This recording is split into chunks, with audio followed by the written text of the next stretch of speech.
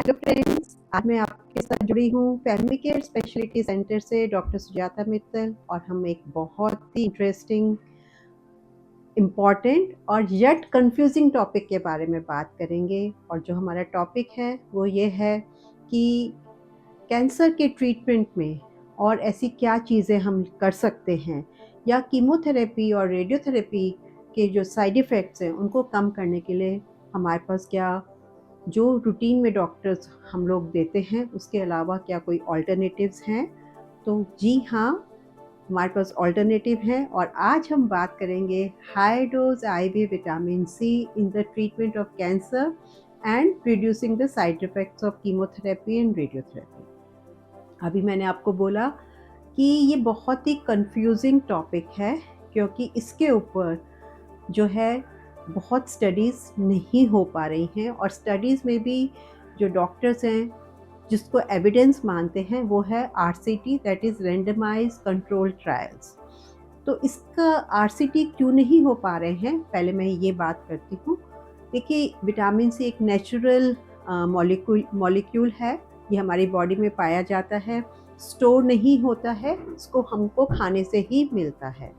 तो ये natural molecule होने के कारण इसका पेटेंट नहीं हो सकता।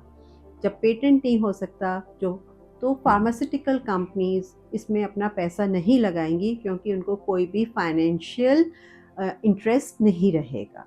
तो इसलिए इसके बहुत बड़े क्लिनिकल ट्रायल्स जो हैं वो नहीं हो पा रहे हैं और इसकी वजह से जो रूटीन ऑर्थोडॉक्स, मैं ऑर्थोडॉक्स मानूंगी क्योंकि सारे के सारे डॉक्टर, बहुत सारे डॉक्टर, सारे के सारे नहीं, बहुत सारे डॉक्टर्स जो हैं वो रेंडमाइज कंट्रोल ट्रायल्स या को एविडेंस बेस्ड मेडिसिन ही मानते हैं कि भाई इसके ऊपर जब ऐसा नहीं हुआ तो हम इसको नहीं दे सकते। वो डेयरिंग नहीं होते, मेरे शब्दों में मैं कहूँगी कि वो डेयरिंग नहीं होते हैं।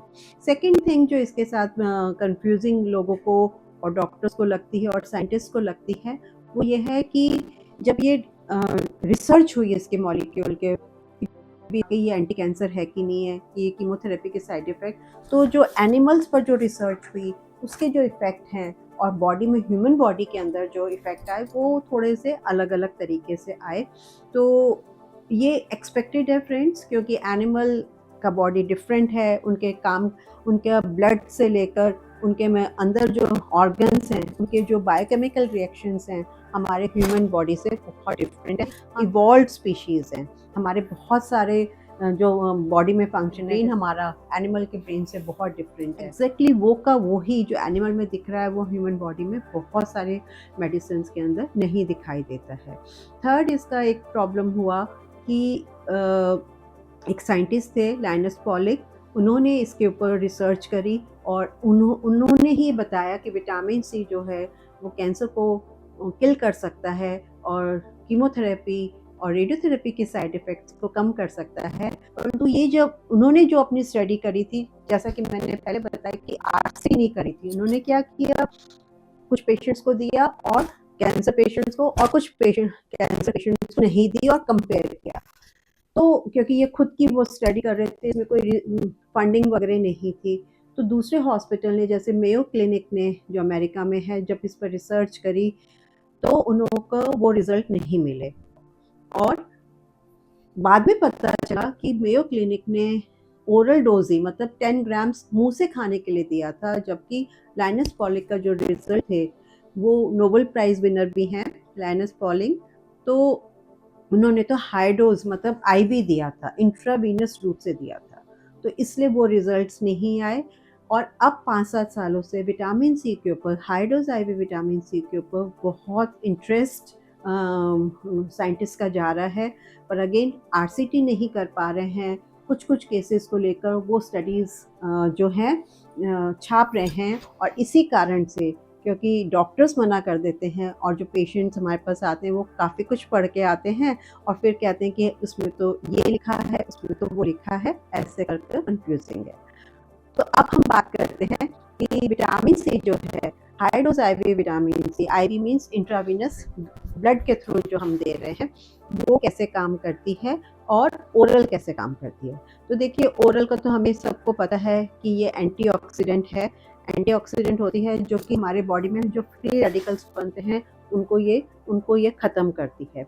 और आपने सबने सुना होगा कोरोना में तो high dose IV vitamin C के बारे में भी, कि ओरल भी बहुत खाने के लिए, कि 2-2, 3-3, 4-4 ग्राम्स पर डे, और बहुत अच्छे इसके इफ़ेक्ट आए हैं। और आपको ये भी पता होगा कि अब तो सारे ब्यूटी प्रोडक्ट्स के अंदर, मतलब फेशियल आप करवाने जाएँगे तो विटामिन सी के सीरम से फेशियल हो रहे हैं, हेयर के अंदर भी आपके विटामिन सी के इंजेक्शन लगा रहे हैं, या जो सप्लीमेंट्स आ रहे हैं हेयर की ग्रोथ के लिए, उसमें विटामिन सी एक इम्पॉर्टेंट है।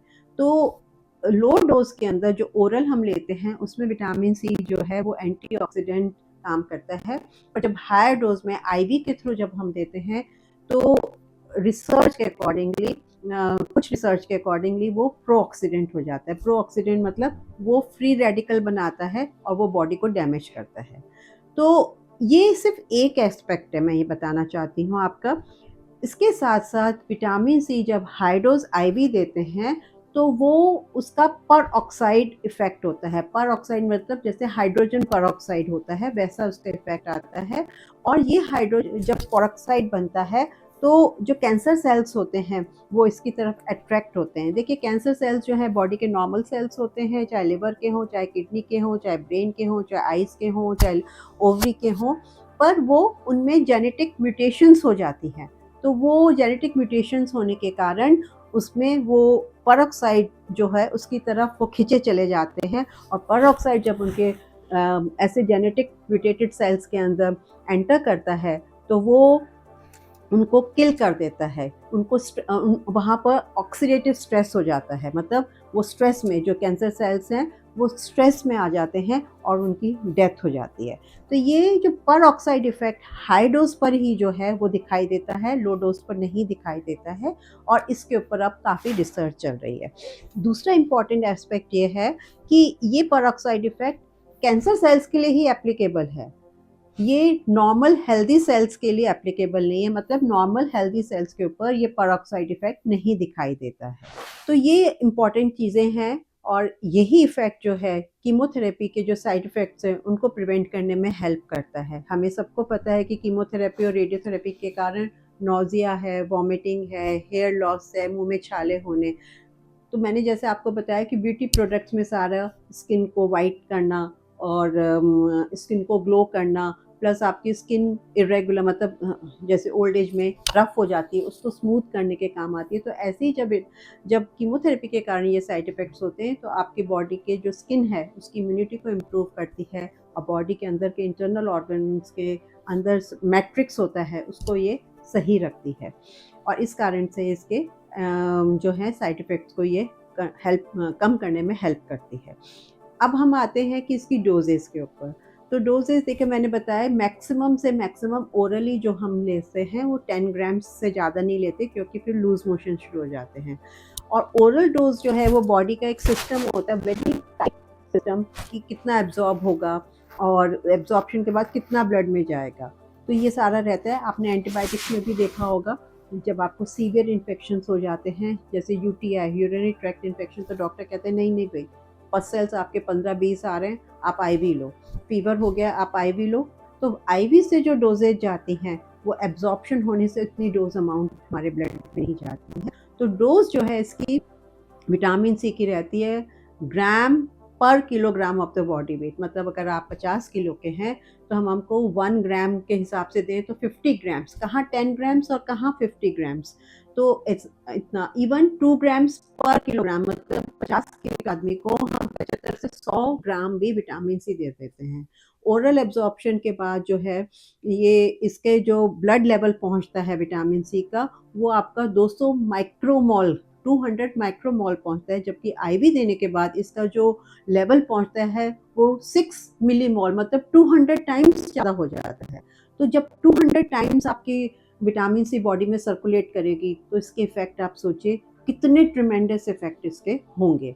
यही बात मैं आपको समझाना चाह रही थी इस वीडियो के थ्रू, कि पर ऑक्सीडेंट इफ़ेक्ट और पर ऑक्साइड इफ़ेक्ट जो है वो डिफरेंट होते हैं, और उससे कैंसर सेल्स की डेथ होती है।